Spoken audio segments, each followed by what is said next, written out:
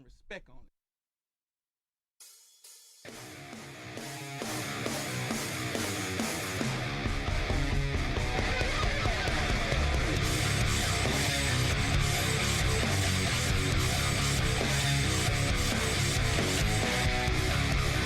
Coming to you live from $1 Million Studios with the wrong shit up on the screen.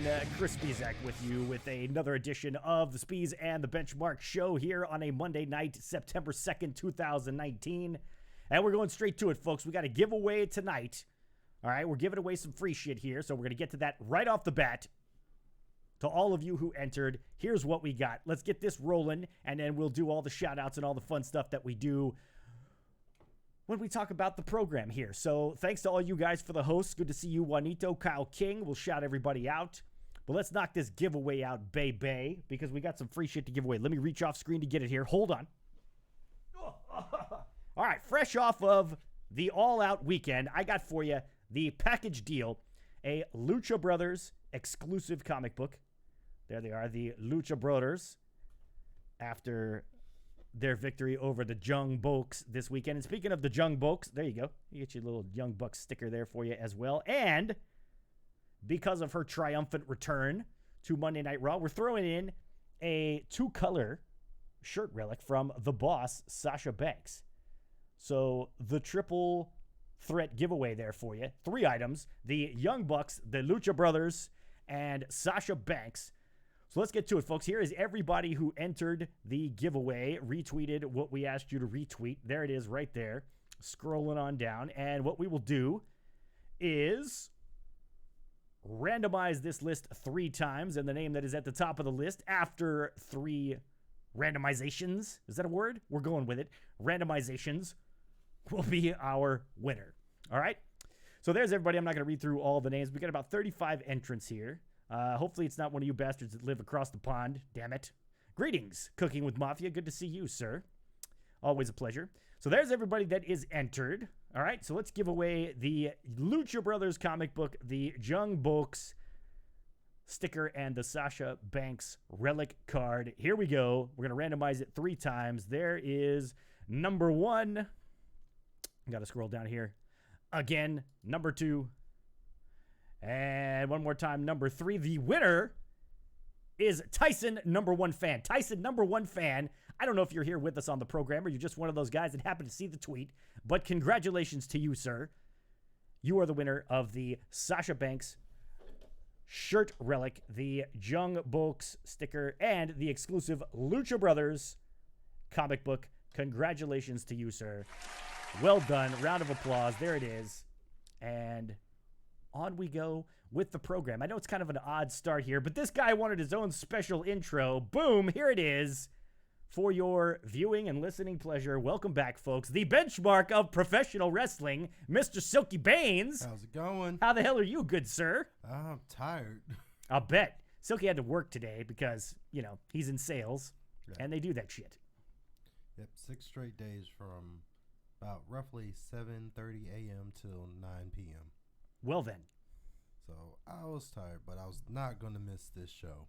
Of course not, because people expect you here, and they love to see you, and they're all about it. Exactly. And we got plenty of shit to talk about here tonight, folks. We've got the, of course, All Out pay-per-view that took place this weekend. Both Silky and I checked that out this weekend, so we'll be offering some thoughts on that. Plenty going on tonight on Monday Night Raw, including the quarterfinals, and the semifinals are now set. The finals on the Raw side of things for King of the Ring. Can you hear me now? Silky talks kind of quiet. He's got like the low Barry White kind of voice going. Yeah. There you go. How about that? I'll crank him up. When he gets fired up and he gets angry, then he gets really loud and I have to turn him back down again. Voice. Hey, all black people have it. You get in that high voice when you get excited about shit. All black people have it? Yeah. You've never seen. Now you'll never unsee it. Watch any movie with black people, and when that black person gets excited, they get like real high, like, hey, what you won't do? That type of shit. I see. So when we get in a high voice, our voice goes up a couple octaves. I get it. Boom. All right then. Well, so be it. And now you know. So be it. Welcome to all of you guys. I know black people. Bill's here, Juanito's here, Kyle is here, all of you guys. Good to have you with us, Cooking with Mafia. Good to see all of you guys. So let's dive into there's Ted. Start talking about the revival. His voice will pick up naturally. Let's talk about some All Out first, Silky. Yeah. You and I did not get a chance to watch the show together, but we did both watch it. Your overall take on the All Out pay-per-view this weekend? It was pretty good. There's a few things, obviously, that still need work on, and maybe it's because I'm not familiar with some of it. Like, when the lights went out on the fucking match with the Best Friends in the Dark Order, which I thought was a pretty good match. And then it was this dude, and I'm like, who the fuck is this guy?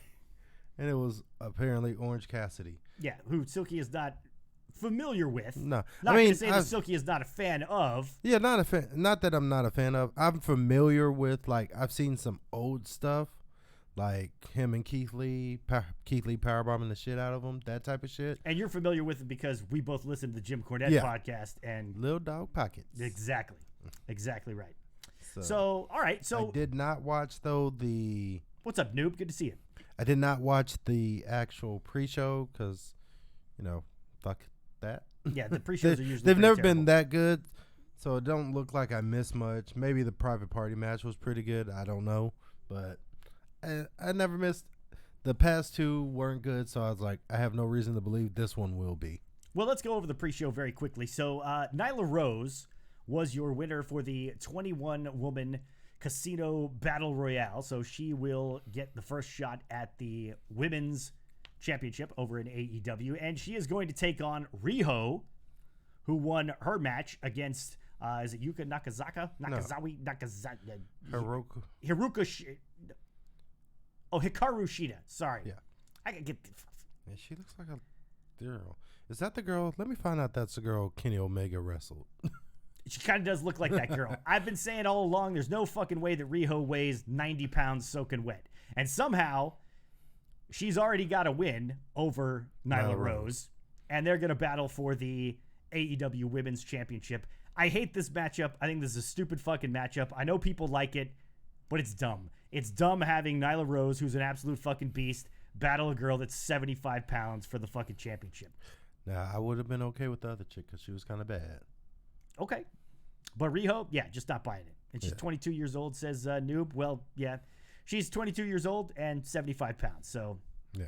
Riho was the 9-year-old girl he wrestled, says Kyle King. I don't know if that's him being, facetious or if that actually happened. Facetious, good word. We shall see. Match of the night. Who did you have on All Out's match of the night? We'll get to some more results here, but who was your favorite? My favorite was... What's up to you, Alice and Shugsy? I like the Jericho and Paige. Yep. Just me personally. I was a little let down by Spears and Cody. It started off good, but I just think there was just too much shit going on. It got very convoluted. When, then Arn Anderson came in and then all of that shit. But, I mean, wasn't a bad match. I just think it was they should have just let it be them two. That's kind of how I felt. If you're going to have Arn Anderson, have that be the surprise and have Cody with Arn in his corner and Spears with MJ or with Tully, which Spears' entrance was pretty dope, I thought. Just like the slow, methodical, and then took the thing off and he had the fucking white eyes. Dragging the chair down and everything. Yeah. And, so I thought it was good. Cody's entrance was pretty good. Except for the fact that they brought the fucking dog out there and then shot off the pyro, which is about the dumbest thing that you can ever do with an animal. Well, don't ever do that again. Even before they brought out the power, you could see. And thank you, Juanito. Did I miss you dropping bits here, Juanito? Thank you very much, sir. You must have dropped it at the very beginning of the show, so I appreciate that. And like you could tell, the dog was not about that coming out to all those people cheering. So like it that part could have been worked on. I think he could have had a better entrance. Like normally Cody has had some pretty good entrances. What was with the Star Trek thing? Is it just because they like Star Trek? I guess. I didn't get the Star Trek thing. I didn't either. I mean, like when Triple H does the Terminator entrance or whatever, but there was like a tie-in between WWE and the Terminator. Exactly. So you kind of get that. Well, and then, WrestleMania and unless like All Out's going to be like their WrestleMania, like we just watched WrestleMania their WrestleMania 1. Like, it's not, to me, it wasn't a big enough thing. I didn't think so either. I didn't think so either. Not too bad. Match of the night for me, and this is partially because I'm a huge mark for this guy, but also I just thought start to finish, it was absolutely superb, was Pac and Kenny Omega. And I'll say this because I'm a huge Pac mark. I love that guy. I've loved him ever since he was Neville in WWE. If you're a fan of the show, you know this about me.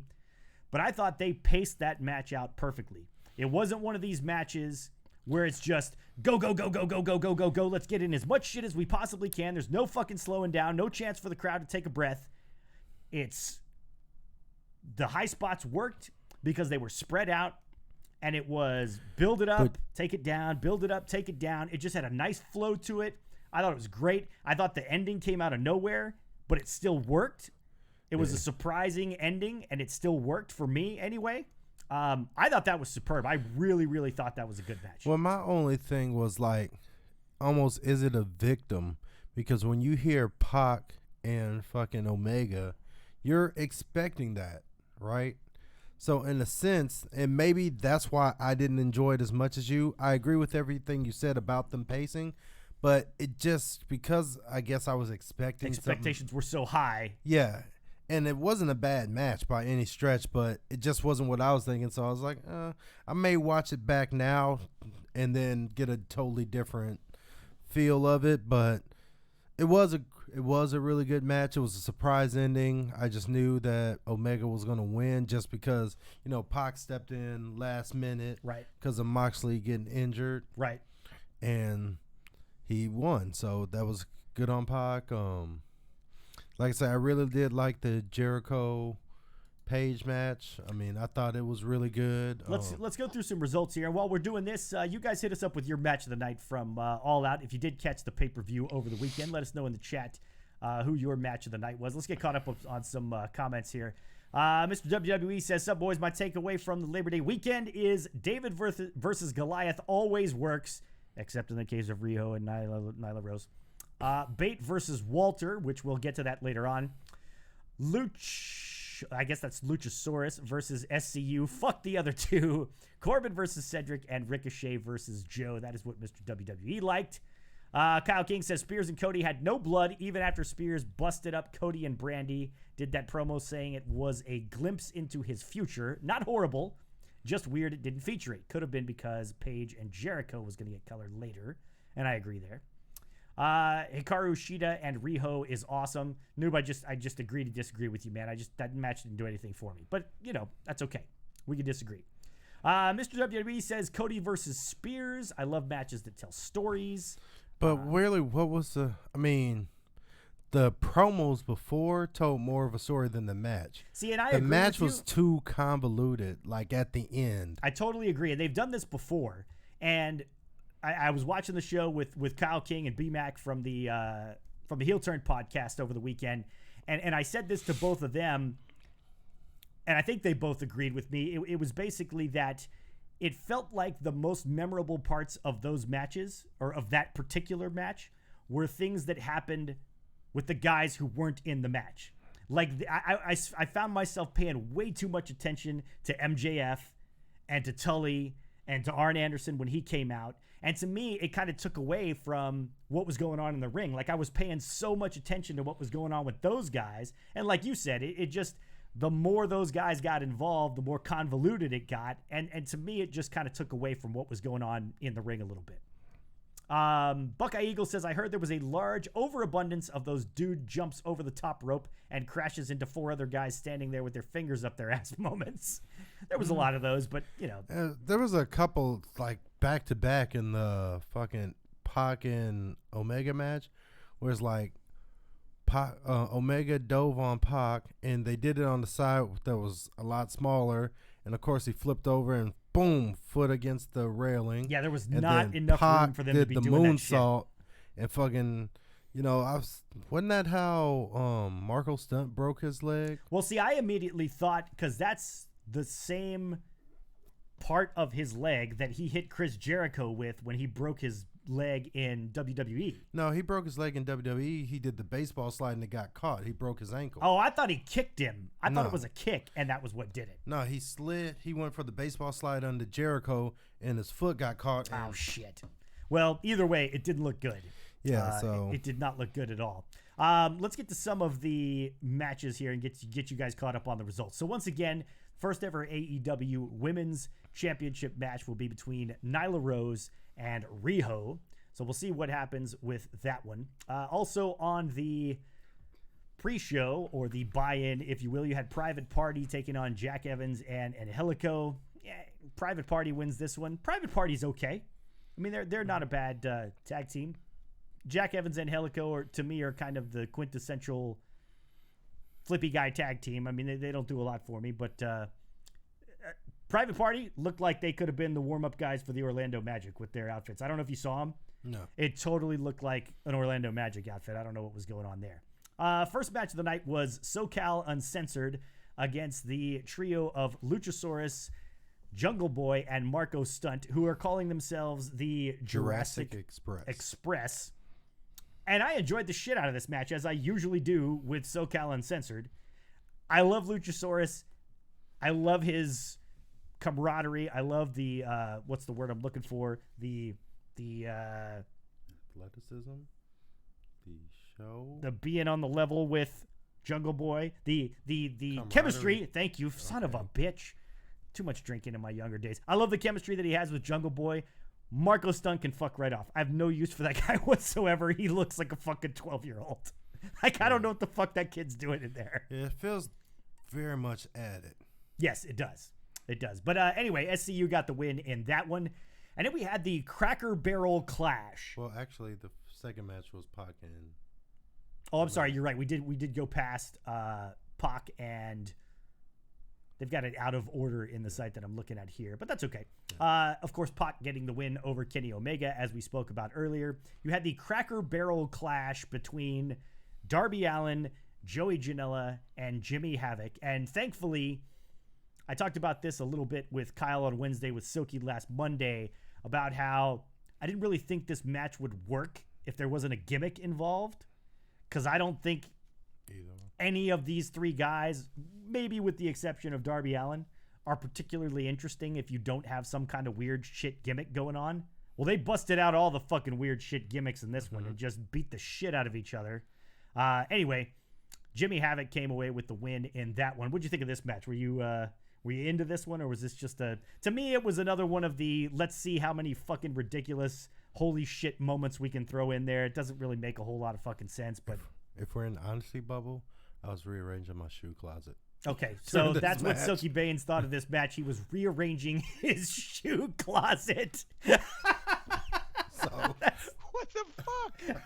that's what I was. I mean, I'd jump in and look when I hear like, oh, the announcers, and then I'm like, I went back to like, because those command strips ain't shit. So my hats kept falling. I have my hats lined all on. You've seen it, all on the wall in the closet. So I was like, fuck that. I used those push pins. Yeah. So I had to take all of those off, and then that's when I realized, shit, I have a shitload of hats. So then I had to put all those up, and then I had to rearrange the J's and other things on the shelf. So let it be known that Silky Baines missed the Cracker Barrel Clash because he was, and I'm quoting here, rearranging his shoe closet. Wait, you ain't got no shoe closet? I say it again. What the fuck? That is just awesome. But I did miss it. So, I mean, I caught the end. Like, it looked like the spot fucked up because he had the barrel, which JR is past his prime. And I didn't mind the commentary team this weekend at all. I did because it felt like, to me, it felt like JR really didn't want to do this, and he's just doing this solely because it's a nice pay. Not even saying he needs the money, but like he would, as an announcer, you don't fucking call attention to stuff that's bad, right? See, I disagree. I think he calls attention to everything. Maybe he overdoes it, but my thing of it is I don't necessarily like announcers putting over everything. Like JR, to me, there were a couple of times when somebody did something stupid, and JR said, that was pretty fucking stupid. He probably shouldn't have done that, considering that it's probably going to hurt him later in the match, or blah blah blah. And I kind of like a guy. It wasn't even, to me. It didn't come off like that. You don't think so? No, to me it came off like he was just pointing out how fucking stupid it was. Like the part where fucking right before the finish, where fucking Janela put the barrel onto Jimmy Havoc, and then he's pointing out how, one, he didn't stomp him, didn't do anything. He just put it there, and Jimmy Havoc just started holding it. Yes, which was fucking dumb. And then JR points it out like, oh, he's just holding it. Yes. And then it's almost like I doubt he could have heard, because that's normally closed circuit. But then that's when Havoc got up and then cut him off and did the superplex that went wrong. Yeah. Where his leg just went through it, and then he did the Rainmaker. Yeah. Into the pin. Yeah. Into the barrel and pinned him. Or the chair, was it? I think no, it was the barrel. Okay, because the barrel didn't really break, because it was just his leg that hit it, and then he just got him up, did the Rainmaker, where he took a bump on the barrel, and he still overshot it a little bit, but it broke enough to get the pin. But yeah, it felt like JR kept just pointing out how fucking stupid some of this shit was. That's fair. I mean, I personally kind of like a guy who calls the matches from a strategic standpoint, and if somebody does something stupid from a strategic standpoint, I don't mind him pointing that out. But then again, like I said, I'd have to go back and watch it again to see if maybe it was being overdone. Like it wasn't even to me like he was pointing it out that it's strategic. Like, oh yeah, why would that's like, he was like, oh, they. You just felt like he was being a dick. Yeah, he kind of was being a dick and shitting on everybody. It's like one of them is like, you're not gonna pin someone with a cover like that, and the motherfucker was sitting on his chest. Like, are you not even? It felt like sometimes the commentators weren't watching it, as there was too many flubs in the beginning, just like announcing stuff, where it's like they couldn't get words out, and then they're just sitting there, and it was just, to me, the announcing was worse than it's ever been. Well, the production has still got a ways to go. There were far too many spots, especially early in the show. I think they got better as the night went along, but there were a lot of spots that were missed by the camera guys, which I felt like was really disappointing. Let's get to some of the chat here. I heard from multiple people JR was correcting everyone, but the other guys were too afraid to correct him. Like when a guy fell on somebody, was saying concrete, someone finally said that, no, that's metal. JR wouldn't agree. He was wrong. JR just seems out of place. Yeah, I remember that. It was, I think, when Spears hit the Death Valley driver onto the metal ramp. Oh, okay. And he was like, oh, on the concrete. They're like, I see. And then they were like, that diamond. And they didn't even like, hey, you're wrong, it's metal. He's just like, that diamond metal, whatever. It's like, whatever it is. I'm like, what the fuck is that? Like, you could tell almost like he was a little upset. Like, who the fuck? Don't you fucking do that. Yeah. Kyle Don't front me on this. Kyle says, I thought JR, Excalibur, and Golden Boy were great. I just didn't like it. That's okay. That's okay. That's not bad. Evans and Angelico turned heel at All Out, which was weird. Yeah, Noob, there was the heel turn at the end of that one. Why? They were already fucking heels. Yeah, but it was just kind of... Like, what heel turn? You can't heel turn when you're already a fucking heel. Well, whatever you would call it. They went nuts. I didn't watch it, so... Darby Allin doing his best impression of Super Mario versus Donkey Kong. Yeah. That triple threat hardcore match gave me all kinds of Attitude Era feels. Loved it, says Kyle King. Sorry, go ahead. You were saying about Super Mario versus Donkey Kong. No, it was just that's all. It seems like that's all he's here. He's going to do that. It's almost like PCO when he does that flip, like swanton onto the apron that he never fucking hits. Yeah. I mean, it seems like to me, and I've only seen him twice, but seems like to me that's what his thing is going to be, taking that big free fall backwards onto shit that hurts. Raven's Blood says, I love Jim Ross, but I swear he's sleeping or just doesn't give a fuck about these shows. Nothing like the old days of his greatness. Well, it's a high bar, to be fair, but I agree with you. He's definitely not what JR has been like in the past. Breaking news, Becky Lynch just laid out Steve Austin. Don't fucking tell me that. I'm not going to watch that. Speez, I saw your tweet about Jimmy Havoc giving blowjobs for drugs. You need to stop. I'm just telling you that's what the guy looks like. He does look like that. He absolutely looks that way. So let's continue here, get you through the rest of these matches, then we'll get into Monday Night Raw. Best Friends versus the Dark Order for a first-round bye in the AEW tournament that will crown their first ever tag team champions. And somebody said this on Twitter. If you're having a match for a first round bye in a tournament, isn't that just a first round match? Well, no. I mean, I thought that was funny. Well, Thank I mean, you, Get the you Tables, could, very much for the subscription there, man. 6 months. Appreciate that, fellas. But I guess it depends, because like, if that's the case, then the other ones wouldn't be in the tournament at all, which means the best friends technically probably won't be in the tournament at all. Fair enough. Let me. Sorry, we're getting bits here, and I don't have the shit working as it should. So thank you very much, Get the Tables, for the 125 bits there. Most appreciated. Now, Silky, do you want to tell everybody about what went down after this match was over with? After which one? After the tag team match, which was won by the best friends, and we saw Orange Cassidy. And if you guys don't know Orange Cassidy, this is the fucking clown that comes out there in sunglasses and fucking blue jeans and a t-shirt with his fucking hands in his pockets. He had just a jean jacket. And runs around with his fucking hands in his pockets. By the way, thank you for the bits, Bill and Captain Ron. We're not going to read your bullshit comment, Captain Ron, but thank you for the bits. He says, fuck the revival. Fine, we'll get it out there because you dropped the bits. I appreciate it. It was a whole bunch of setup. And it's like, okay, you're wondering what's going to happen. Like, who is this? Because later on, as you'll see, there's someone debuts. So it's like, who is this? And then it comes on, the lights come back on. I was like, who the fuck is this guy? And then when he started to do the dive, that's when I knew who it was. I'm like, but literally, like, that was my first reaction. Like, who the fuck is this guy? Speez seems salty about Orange Cassidy. Very much so, Captain Ron. There are a few people in wrestling that I just don't like as much as Orange Cassidy. I just think that guy's a fucking clown. He's just a clown. Thank you, Sasha. Got the Lucha Brothers shirt on today. Silky rocking the Elite shirt. Being the Elite. Raven's Blood says, Orange Cassidy, this was my first time seeing him, and I popped. I was also drunk, too, so that's okay. I mean, I'm not into Orange that much, says Naked Grandma. Shout out to you, sir. But I kind of like the dive with his hands in his pockets. I don't know why. I just did. So that's okay. I'm looking at the grades, by the way. We're looking at the results here on Bleacher Report. Their fucking grades make no sense whatsoever. They gave this Riho and Hikaru Shida match between the two 75-pound girls a fucking A-. That match was awful. That match was fucking awful. Sorry. It wasn't terrible. It was terrible. It was terrible. There's no fucking way it was an A- match. No, it was not an A- match, but I mean, it wasn't terrible. You had Cody taking on Sean Spears. They gave that a D+. And we kind of agree with that one because that was. I mean, it was a lot of I shit still think it was on. way better than fucking Shida versus Riho. No shit about that.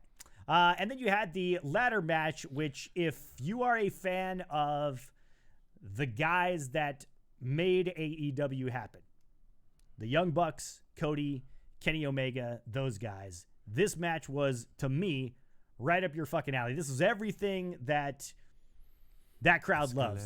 They did all kinds of crazy shit. There was just a fucking crazy spot fest. The one thing, and look, I can appreciate a good spot fest for what it is. It was a good spot fest. Yeah, and there was a lot of really cool spots in it. Yeah. There was a couple of times, and I mentioned this to you when I talked to you on the phone before Silky had watched it. I said, watch for the couple of times when the Young Bucks nearly legitimately fucking killed themselves. Well, about that, I kind of fell asleep on that match. Okay.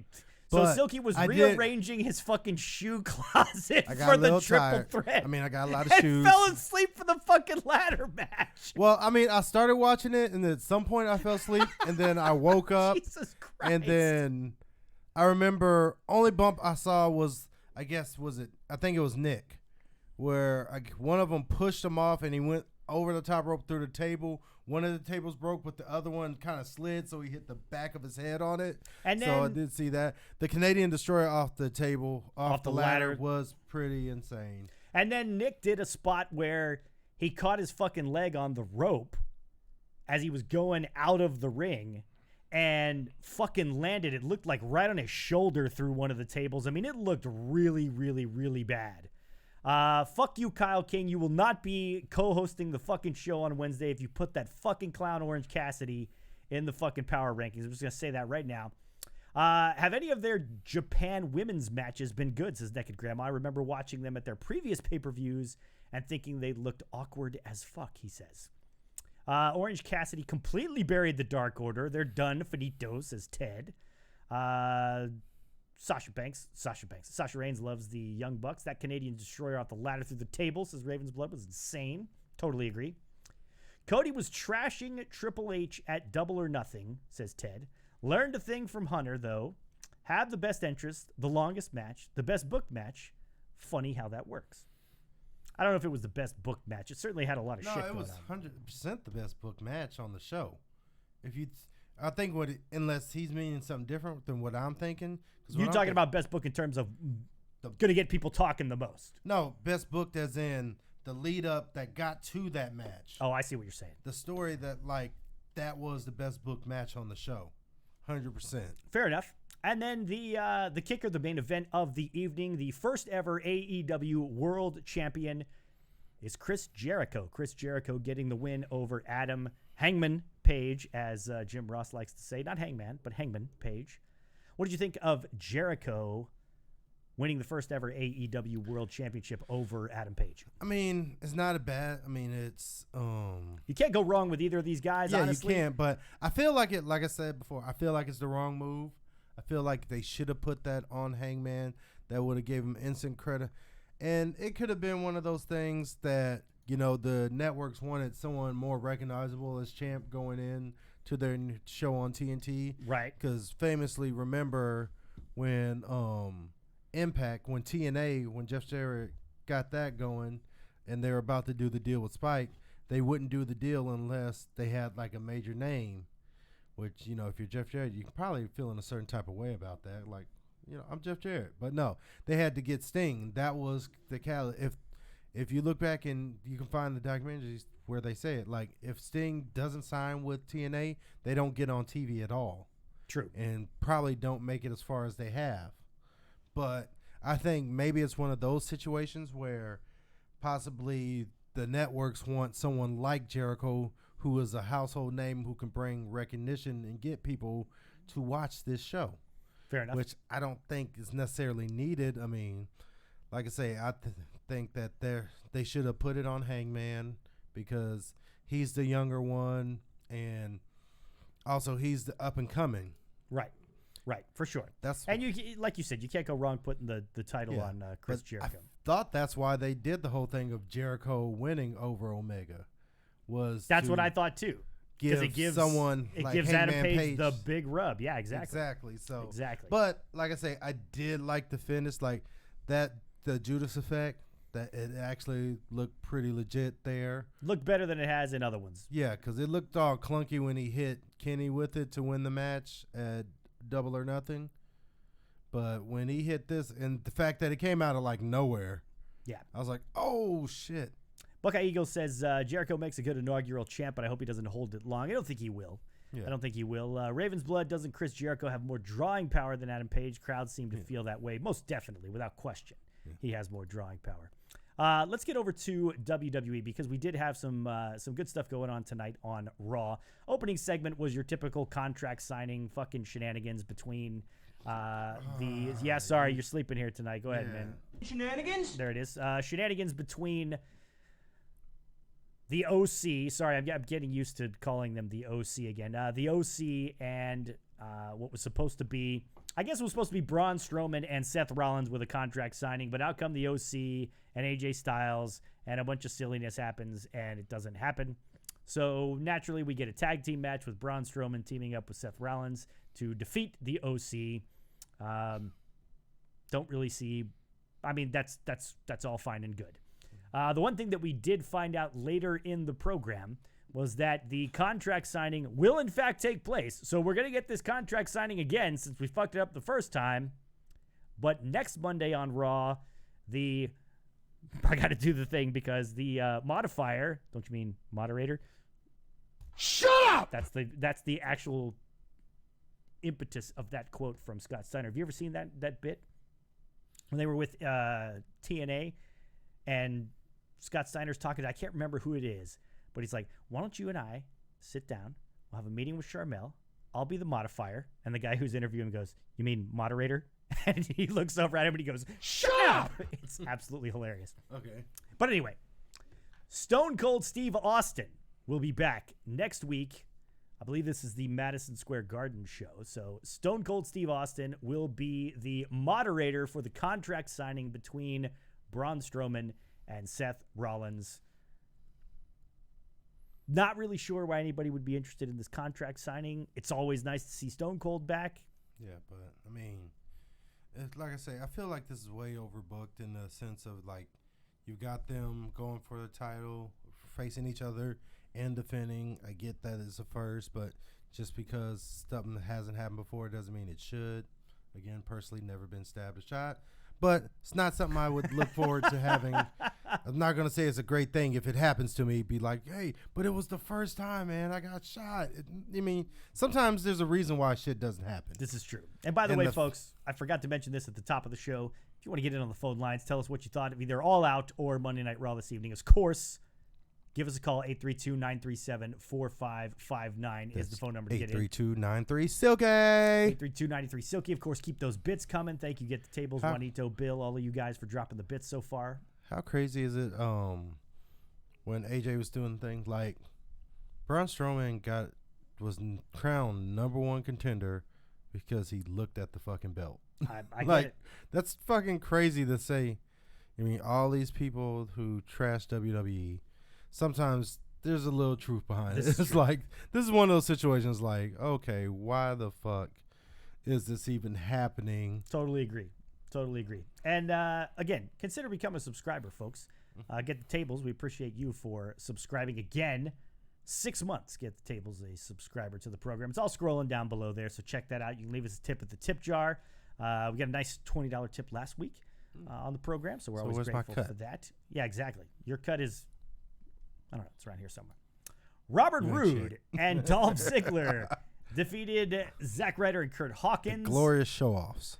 Leading to the glorious show-offs getting their tag team title match in a couple of weeks at Clash of Champions. But didn't they already get their title shots because they won the fucking tag team turmoil? No, that's what I'm saying. It's you're continuing to build them since they fucking won it out of nowhere in the stupidest bullshit What the fuck? moment of Raw a couple weeks ago, but that's okay. So what'll happen is they're going to come out just like a tag team at Clash of Champions, and they're totally going to fucking lose. Yes.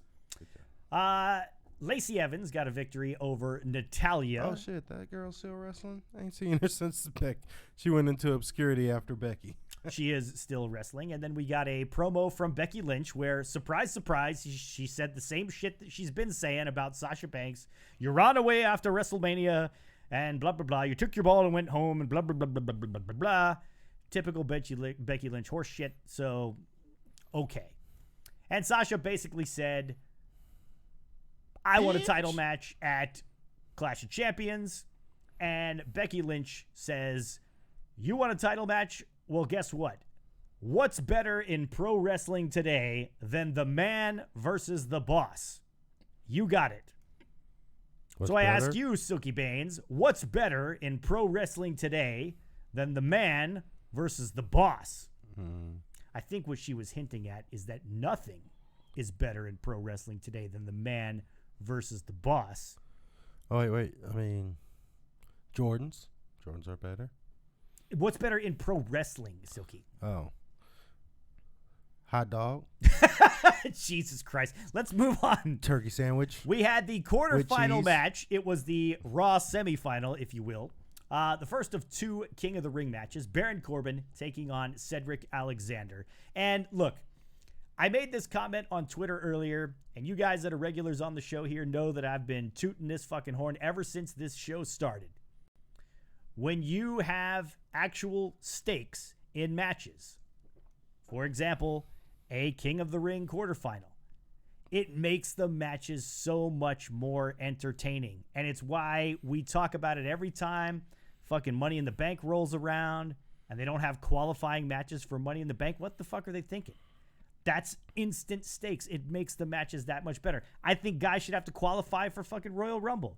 It shouldn't just be, I'm announcing that I'm going to be in the Royal Rumble. No, Well, fuck you. You should have to fucking qualify for the Royal Rumble.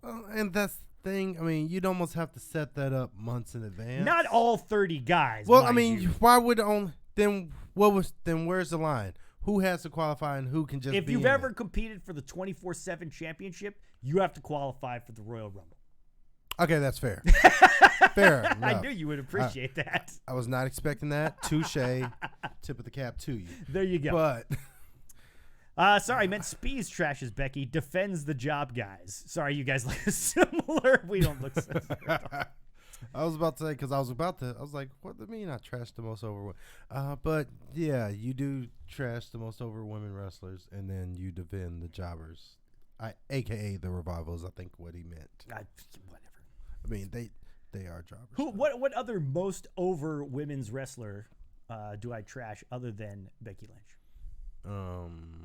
Bayley. I don't trash Bayley. You trash Sasha. When did I trash Sasha? About you're sick of her, how she calls herself the boss, and you think it's stupid. Basically, the same gripes. What the fuck? The same gripes you talking have about?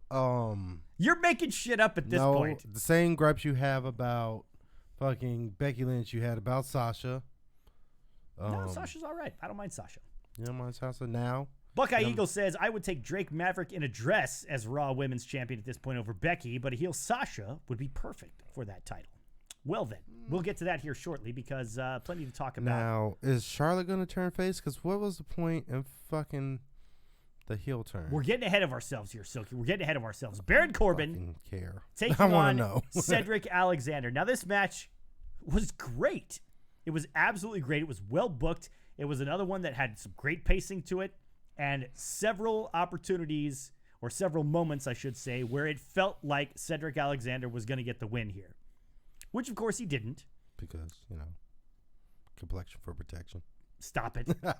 No, actually, because he did walk into a pretty wicked end of days at the end of the match there. And Baron Corbin gets the victory. So Baron Corbin on to the semifinals of the King of the Ring.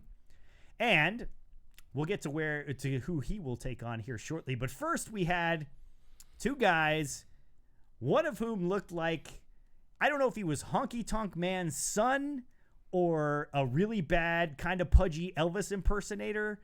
But this fucking guy and some other fucking 90-pound indie dude that came out talking shit about Baltimore, which was actually kind of funny. And then they get steamrolled by the Viking Raiders again. So it's another feeding jobbers to the Viking Raiders. I thought, Silky, that we were moving towards an actual legitimate Viking Raiders feud with what happened between them and the OC, the double disqualification and the tag team turmoil last week. People were asking this on Twitter. Again, it's not that I'm a fan of this. It doesn't bother me as much as it bothers some people because I grew up on this shit. This is what happened with guys when I was watching wrestling as a kid. Like, you didn't get big, huge matches week to week on the shows. Like, you got a lot of fucking jobber matches, and that was just the way it was. And then the pay-per-views were the big matches. Now, granted, that's not the way it is nowadays. And also, granted, when you were watching as a kid, stop it. Fucking Gorgeous George fucking was there. Stop it. All right, I knew you were going there, despite the fact that I'm Fucking like 2 years George older than you, so stop it. George Hackenschmidt. Orville fucking Brown. There are people on Twitter, and wrestling Twitter is a notoriously toxic place, but there are people who are saying that the Viking Raiders are already being ruined or have already been ruined based on the fact that they've done next to nothing in terms of big victories on the main roster. They've just been fighting a bunch of jobbers. Well, they did beat the former tag team champions. Zack Ryder and Kurt Hawkins. Yes. Do you agree? And that team did beat the Revival. Yes, I know this. So ipso facto, Viking Raiders are better than the just like Revival. saying ipso facto. Do you agree with that take? Do you think that they're ruining the Viking Raiders? I mean, they're not doing them any favors. I mean, first they fucked up the call up by, 3 weeks straight. They had a fucking different name. This is true. And then, like I say, repetitive. I think the first couple weeks they actually had some good wins. Like when they first got called up, outside of beating Hawkins and Ryder, I think they beat a couple of legitimate teams. And then it was feed the jobbers to them. So yeah, I mean, I wouldn't say it's ruining it or it ruined them, but it's like, okay, I think one of these Naked Grandma, you can only do jar matches so much before it gets repetitive. Like Agreed. now we know what they can do. Now let's put someone in there who can fucking test them. And so they can get wins like that. Like I say, it would have been perfect them in the OC. By the way, Captain Ron still calling, still referring to him and her as Charlotte Corbin. Quote, guess it pays to blow the bosses, which is why Charlotte Corbin got the win. That deep six Corbin hit Cedric with off the ropes was nasty, says Ravensblood. Totally agree. Ted, we'll get to your comment here shortly about Sasha. Ravensblood says, I wanted them two fucks to die. Baltimoreans, my black ass. Shouldn't the Viking Raiders go after the OC for that double DQ match from Tag Team Turmoil? Exactly what we said there. And the Revival and Randy Orton make a great team. I agree with that. I'd love to see that thing keep going. On to the second quarterfinal match that we saw tonight, Ricochet versus Samoa Joe. Now, this was actually, I thought, a very clever ending that wasn't exactly capitalized upon based on the decision that was made. So a very, very, very good match, as you would expect, between Samoa Joe and Ricochet. And eventually what happens is Joe is up on the top rope. Actually, I think Joe's on the second rope, Ricochet on the top rope. Ricochet was about to do, it looked like a moonsault. Joe jumps up, catches him from behind him, has him in the coquina clutch. And it looks like Ricochet is about to fade away. And all of a sudden, he gets a second win and throws himself off the top rope, taking Joe with him. Both of them come crashing down, and this is pretty far into the match. And both are laid out on their backs with an arm draped over each other. Like, Joe's arm is draped over Ricochet, Ricochet's arm is draped over Joe, and we get a 3 count. And everybody's saying, what the fuck? Who actually won? So we have a welcome to the NFL regular season moment where the referee jumps over and puts on the headphones and has a conversation with somebody in the back and walks to the back. Later, we see Baron Corbin cutting a promo which basically says, look, both of those guys took a pin, therefore they both lost. So I will be moving on to the finals of the King of the Ring. Let me guess. Both of those guys should be eliminated. player? Exactly right. The referee informs him that no, as a matter of fact, WWE officials have decided that neither man lost, and therefore next week on Raw, the semifinal match to determine who will represent Raw in the King of the Ring final will be a triple threat between Ricochet, Samoa Joe, and Baron Corbin. What the fuck? Not a fan of the triple threat. I didn't I'm a mind fan of a triple threat match, but the way they built into this, that's fucking stupid. It's just dumb. I thought it was kind of a clever finish with both guys You would be wrong. being kind of dead, and Because the about referee it, shouldn't have just counted. Yeah, if they're both down, one, why would the referee count? And two, it's really kind of like, unless you're here, it's kind of hard to make that believable, because if I drape my arm up across you, now my shoulder's off the mat, and you do the same thing. Now your I mean, it shoulder's definitely worked. I mean, the way they did it, they were both laid, shoulders flat, an arm on the other guy's chest, and it worked.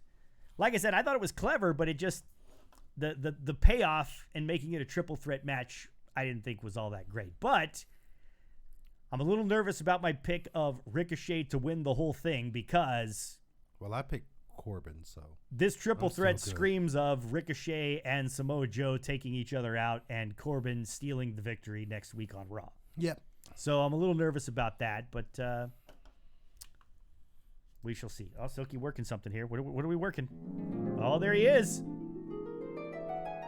So you sticking with your Corbin pick. You like I'm that? sticking with my Corbin pick. A Hall of Famer and 2 future porn stars or former porn stars. Hard to tell these days. I don't know what Captain Ron's going for there. In a normal WWE, Corbin would have received a pass to the finals. It's happened before. The referee said Paul's name while he was getting the decision. Which Paul, though? I'm sure it's got to be Paul Heyman. Charlotte Corbin needs to shut the fuck up and get my damn bloomin' onion. Wait, you forgot the best part. Little shit fuck. Okay, little shit fuck. Was the only one who had no hope in Cedric winning. He had an injured hand. It was just a matter of time until Corbin did the end of days. Totally agree. And that plus their status. There's no way Cedric was winning that. And the OC jumped Cedric Alexander earlier in the day, but they've been doing a really good job of trying to build Cedric Alexander as a legitimate competitor. It was well done. It's not like a double pinfall has never been done before, but it's ended in a draw and would normally mean Corbin gets a bye. Yeah, I agree. Exactly. I agree.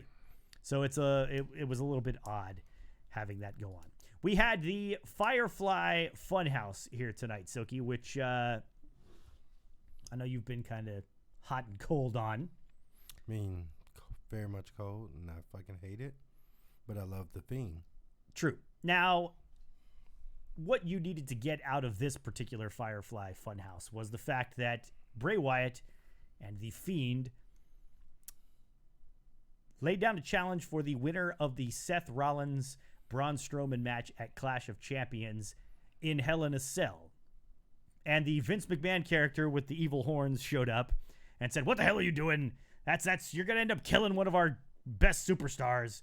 And Bray Wyatt says, "Well, I've been collecting a little something over these last few months." And he turns around with a bunch of $100 bills and starts feeding them to Vince McMahon as if to say, "It'll be okay. It'll be okay. Don't worry. Just let me have this match."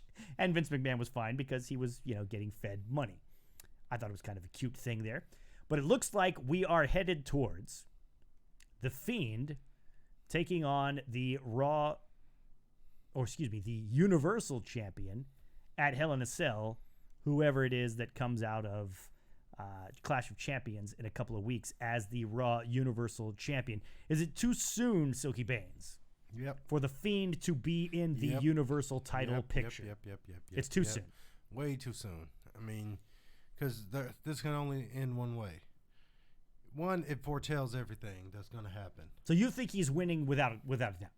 Without a doubt. And also means now that he's the only one he can beat.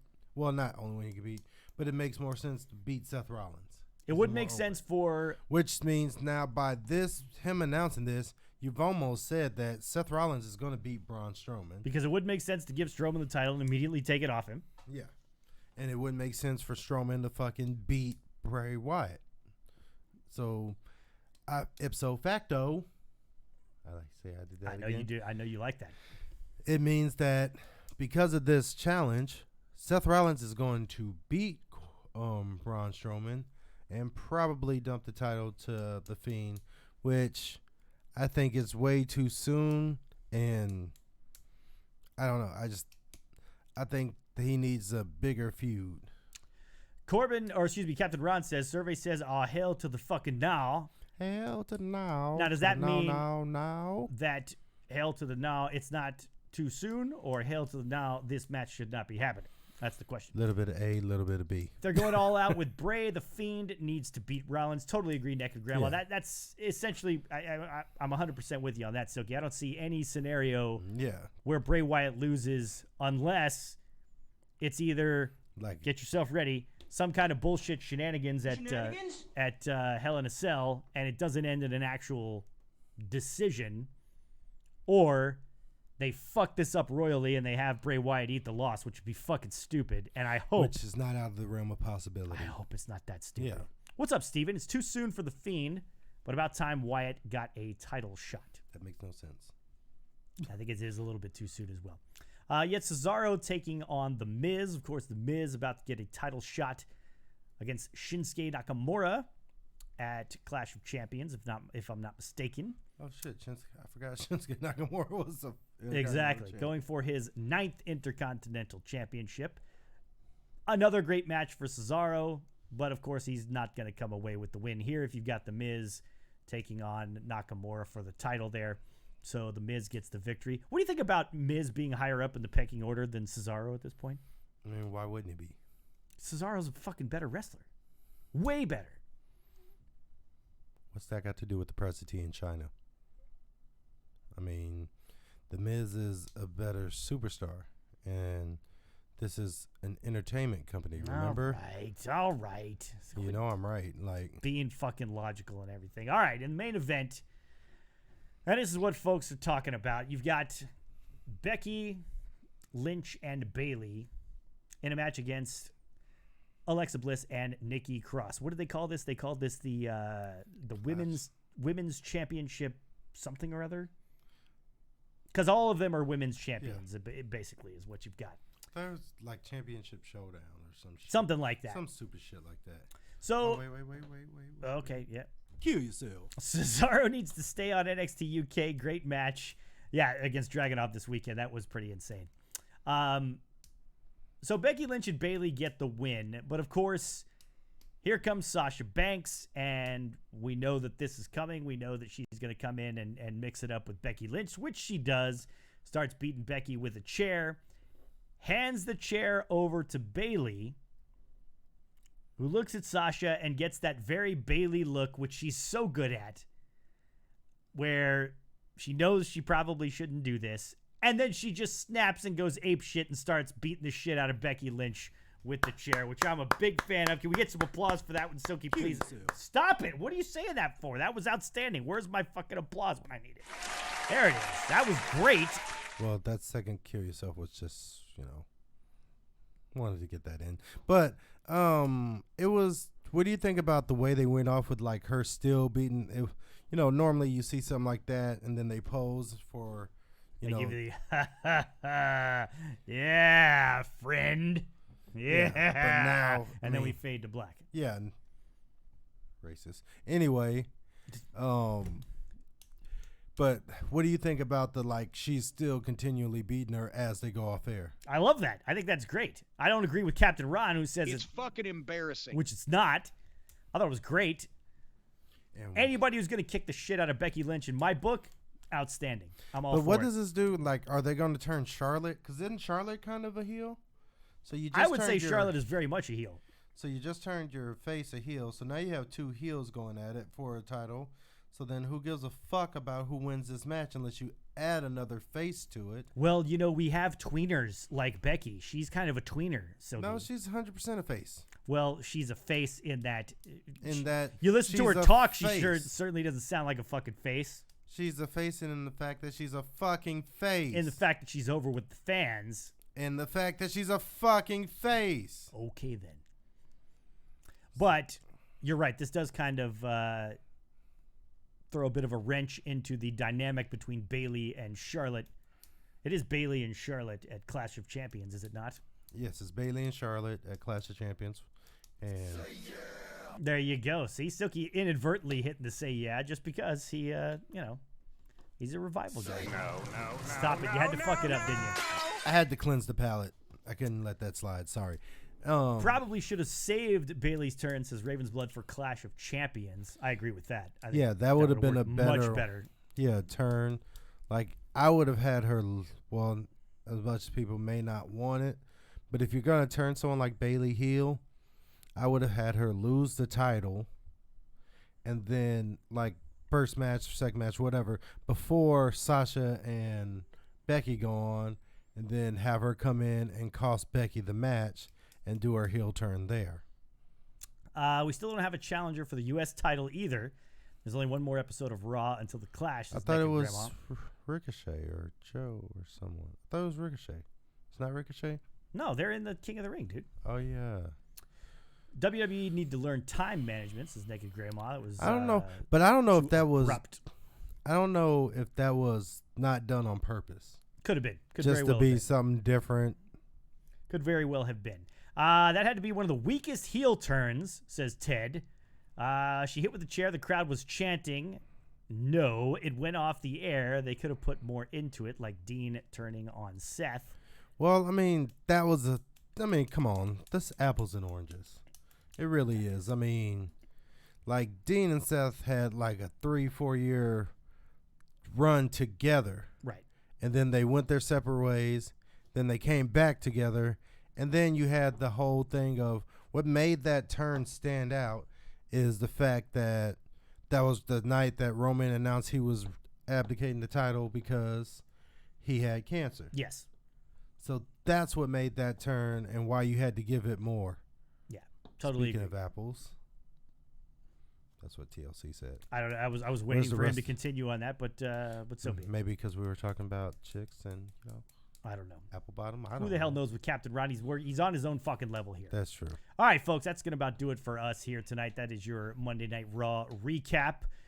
I am back here on Wednesday with Kyle King. Going to sit in for Silky while Silky is working the shoot job as we are getting ever closer to you getting your boys back 2 days a week. Close. Monday night and Friday night. It is coming very soon. But we'll be back on Wednesday to talk a little SmackDown and whatever else. And not having fucking Orange Cassidy in the benchmark power rankings this week. Yeah, please don't fuck my shit up. Exactly. See, exactly, Kyle King. Thank you very much. You've been doing a good job up to this, but he's been doing an admirable job up to this point. Mm-hmm. Don't fuck my shit up. Don't fuck Silky shit up. Exactly. Thank you, Hammerman, for the follow. Appreciate that very much. The Bayley turn just felt like it was missing something. I agree. Silky's coming through all tired. That's what's up, says Juanito. Exactly. Look, never question this guy's fucking dedication to this program. Exactly. I do from time to time, but I'm allowed because I sit next to him, and, that's... And you're a dick. Anyway, TLC just wants to hear the Adam Cole, baby. I don't know why, but, we give the people what they want. Garrett Cole, baby, for the Houston Astros had 14 strikeouts in 6 innings today because he's a fucking hoss. All right, true. I sell cars, not shoes. You So, wait, turn that up. Just so you didn't hear it. Kill yourself. All right, folks. Shout out to everybody who joined us here tonight. Appreciate that. Shout out to Hammerman for the follow. We appreciate that greatly. And to Get the Table, 6-month subscribers here to the Speez and the Benchmark show. And also to Get the Tables, Juanito, Bill, and Captain Ron for the bits tonight. We appreciate that very much. I like Ted FX. He's on to something. We need to reprogram it where it's like kill yourself and then you hear the baby like Adam That's Cole. good. I can work on that for sure. Yes. Hammer time. Appreciate you, man. We'll look forward to seeing you. We are back Wednesday night at 9 p.m. Central Time. It will be me and Kyle King with a look back at SmackDown Live and his take on the benchmark power rankings, which hopefully he does not fuck up, as Silky said. So hopefully he won't do that. But until then, for the benchmark, Silky Babe. Yo. Chris Speezak will see you Wednesday night, 9 p.m. Central, right here for another edition of the Speez and the Benchmark Show. Good night, everybody.